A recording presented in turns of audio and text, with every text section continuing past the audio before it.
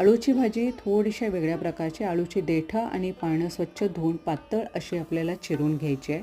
लांब कांदा चिरून घ्यायचा आहे, तोही मोकळा करून भरपूर प्रमाणात तेल घालून मोहरी, जिरे, हिंग आणि कांदा घालून परतवून घ्यायचा आहे.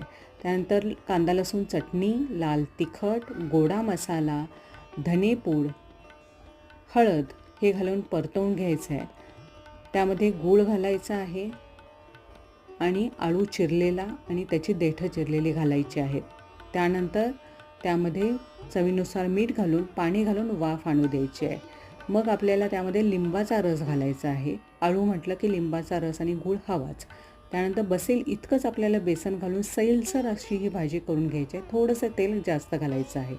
मी फळभाजी आणि पालेभाजी अशा दोन्ही करते. ह्या संमिश्र भाज्या आपल्या ताटामध्ये आले की त्याचा स्वाद घेऊ शकतो आणि ही भाजी उत्तम लागते. करून पहा.